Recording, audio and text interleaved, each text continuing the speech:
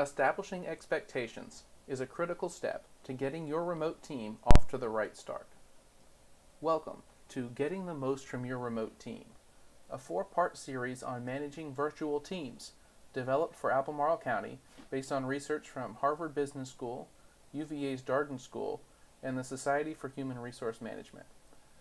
This first video is about establishing expectations within your team. The 4 key areas that we'll talk about are communication channels, workflow, workplace standards, and areas of flexibility. Communication channels are all about how your team stays in touch. And it begins with you as the manager. So you should let your team know how and when to best reach you. If there are times of the day when you are most able to have a drop-in meeting or conversation, or times when you are generally unavailable. Maybe you've got standing meetings, or you have personal responsibilities that make it difficult to get to work, like taking children to school, for example. Being clear about these prevents your team from interrupting you when you are doing important things, and it also reduces their anxiety about reaching out and interrupting you if they know that there are specific times when you're available to do that. And again, telling them how. Maybe you're comfortable getting text messages from your team. Maybe you would prefer a phone call or an email, or maybe it depends on the level of urgency. And that's really important for the whole team to discuss as well. Norms on when to use different platforms.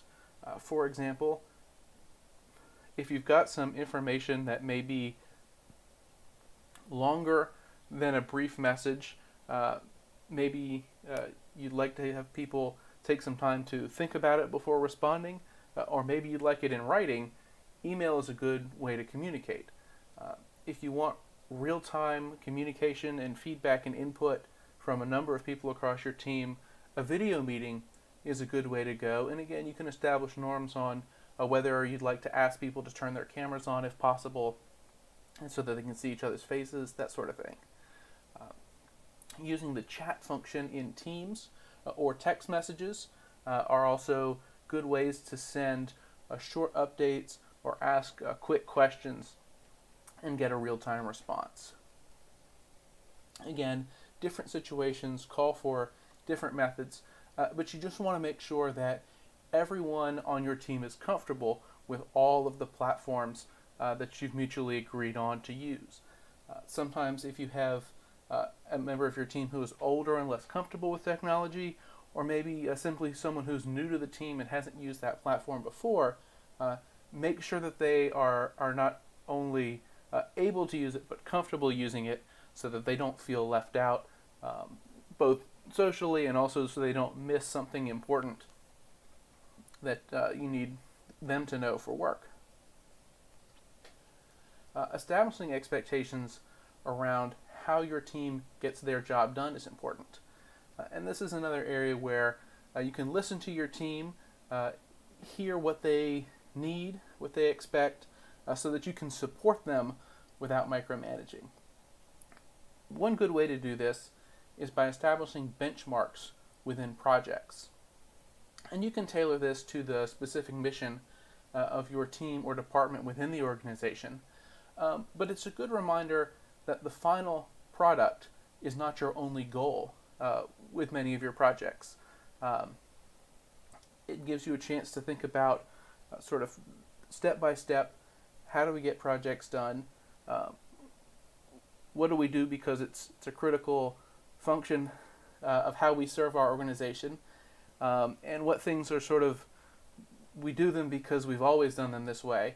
And so one benchmark might be consider if there are better processes or tools to get the job done. This keeps your team accountable to reaching those benchmarks without you having to look over their shoulder all the time, because you'll have opportunities to check in as the benchmarks are, as the timing for the benchmarks arrive. This also gives you a chance to catch warning flags early in the project if people aren't meeting the deadlines for the benchmarks, or they're having trouble getting there. you can figure out why, and you can tweak things as necessary to get the job done.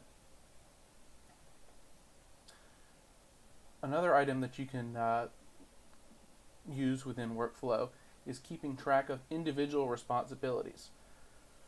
Rather than simply telling your team, here's the goal, figure it out, you can assign certain roles to certain members of your team. This ensures that the key aspects of the job, someone has responsibility for them, so they're being monitored, they'll get done. It also means that your follow-ups with them will be more targeted, ensuring that they have the guidance and resources needed to help your team reach their goals. As you probably know, working remotely is very different from working in the office. And while some things are certainly acceptable, others are not. And so one example here is having a shared understanding of working hours. Are there times of the day when the team needs to be available to answer quick questions, have meetings, for example, or respond to calls or emails from external clients? Or are there times of the day when they should not expect a quick response because most of the members of the team are not working? Consider whether you need constant coverage to serve clients. If you've got people calling or emailing and expecting a quick response, that's one situation. But if most people are working independently on other projects, they'll have a little bit more flexibility to change their working hours. One thing as a manager you do need to be aware of are the triggers for overtime pay or shift differentials. And so keep your budget in mind when you are approving different working hours from what's otherwise standard. Other aspects in this category include a dress code. Certainly if you don't have external clients to serve, your team might dress in a more relaxed, although still appropriate way. Things like the sort of punctuation and grammar that your high school English teacher would expect on a formal memo or report are not necessary in Teams chat or a text message, although there certainly still are unprofessional behaviors such as discrimination, harassment, taking drugs or alcohol while on the clock that are definitely still not okay, which brings us to our next point, areas of flexibility. Not unlike sunrise yoga, there are aspects of remote work where it's all right to be much more flexible and bend some of the traditional rules, while there are others that have to stay firm. So proactively identifying those flexibilities for remote team members can help them feel like it's all right to take advantage of these things. For example, flexible working hours, and it lets your employees know that you are thinking of them, and really this is an area where you can listen to what they need and do your best to be flexible while not compromising the mission that the organization needs you to serve. To make flexibility work, you'll have to communicate exceptions that require notice or approval. So again, with working hours, if you need at least one person available to answer the phones, then let folks know if somebody wants to work early or late, that's all right. They just have to get it approved to make sure that somebody is still covering the phone. Some rules, like with the unprofessional behaviors we talked about on the last slide, those stand strong no matter what. And as a manager, it's important to make sure that your team knows that those are still here even though we are working remotely. And then finally, being clear about what is flexible and what isn't upfront before anyone has any issues with it will make it easier for you down the road to avoid confusion and conflict. All right. So now it's time to connect what we've talked about today back to your own team or department. I'd like you to take a minute and just think about what is the core mission that your team or department serves the organization with. And then what are the norms and expectations that your team has that support that mission? And do you have any within your team that might get in the way of your core mission? And again, those key aspects are communication, workflow, standards, and flexibility.